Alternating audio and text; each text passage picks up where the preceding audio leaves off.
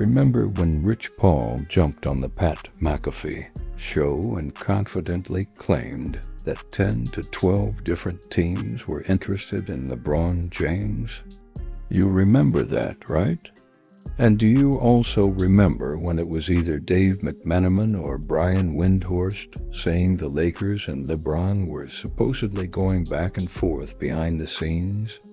Well, hold up, because every bit of that narrative has completely fallen apart. Turns out there wasn't any real communication at all. Absolutely none. Then this morning I came across a post from NBA Central, and listen to this because it changes everything. The report basically says that LeBron James is no longer the Lakers' biggest priority, and that his contract situation has officially been pushed to the side. Man, I can't even explain how wild this is. I seriously can't tell you how unbelievable this is, because I already know LeBron fans are having a rough time watching all of this unfold. And honestly, they brought a lot of this on themselves. LeBron supporters have spent years talking down everybody else in the league. No fan base celebrated the struggles of players like Russell Westbrook and so many others more than they did. So don't expect me to feel sorry now, because I simply don't. They've watched countless players get pushed aside while everything revolved around LeBron. And now the spotlight has flipped the other way. Personally, I'm watching every second of this story play out, and I can't look away, girl. If this keeps going, this offseason is about to get even crazier. The Lakers' biggest mission right now is finding a reliable big man, while LeBron James' contract has reportedly taken a backseat for the moment, according to Jake Fisher. Then another report from Bleacher Report surfaced last night with even more surprising details. According to Shams, the Lakers still haven't offered LeBron a new contract. Even more shocking, there has reportedly been zero communication between LeBron James and the Lakers ever since the negotiation window officially opened. Hold up, this is exactly why I'm not buying what Windhorst and some of these other insiders have been pushing, because that narrative just doesn't line up with what we're seeing. But listen to this. Now I want to shift over to a new report from Fadeaway, because it paints a much clearer picture of what the Lakers are actually trying to accomplish this offseason. According to the report, the Lakers have officially trimmed their search down to 3 physical centers capable of anchoring the paint. Let's keep going. The article explains that Los Angeles has now entered a completely different stage in its hunt for a starting big man, after spending weeks evaluating nearly every realistic option across the league.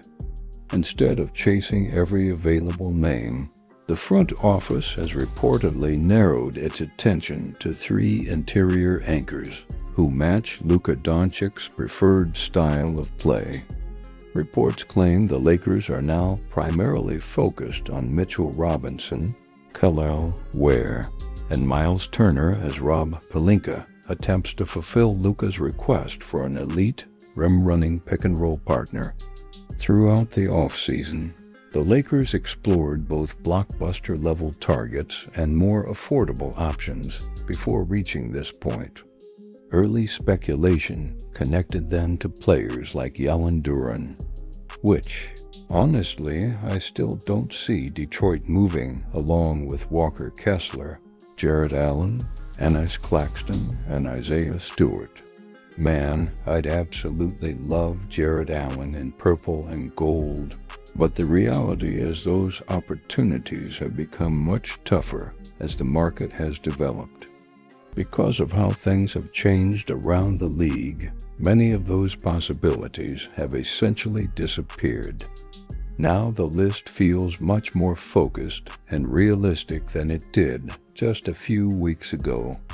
Mitchell Robinson stands out as the most traditional old-school center among the remaining candidates, with reports suggesting the Knicks could be open to moving him. The Lakers naturally emerge as one of the most logical destinations. Robinson's ability to create second-chance opportunities, finish alley-oops, dominate the glass, and protect the rim makes him an excellent fit next to a playmaker like Luka Doncic, who has consistently thrived alongside athletic rim-running centers throughout his career. The report then shifts its attention to Kel Ware, pointing out that he brings a completely different skill set to the table. And then there's Miles Turner, who honestly remains one of my favorite options if the Lakers can somehow make it happen. The article notes that Turner continues to rank among the NBA's premier two-way centers, averaging 11.9 points, 5.3 rebounds, 1.6 blocks, while shooting 44% from the field and an impressive 38% from beyond the three-point line. Turner's combination of elite rim protection and floor spacing would completely transform the Lakers' offense, creating wide-open driving lanes for Luka Doncic and Austin Reeves. Very few big men around the league can consistently block shots while also knocking down three-pointers, and that's exactly why Turner looks like one of the smoothest roster fits available. Man, I really like the idea of Miles Turner in Los Angeles. Now, I'll admit I haven't spent a ton of time breaking down every possible trade target the Lakers could pursue this offseason. But listen to this. If there's one thing the Lakers have built a reputation for, it's finding ways to pull off deals that nobody sees coming. Anyway, let's get back to the main point of this video, because this is where things start getting really interesting. So what does all of this actually tell us? To me, it signals that the Lakers are no longer building their off-season plans around LeBron James.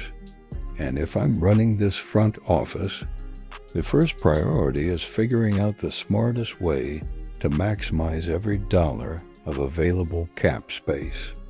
Before worrying about anything else, I'm exhausting every possible opportunity to strengthen this roster with proven talent. Everyone knows this team desperately needs a legitimate starting center.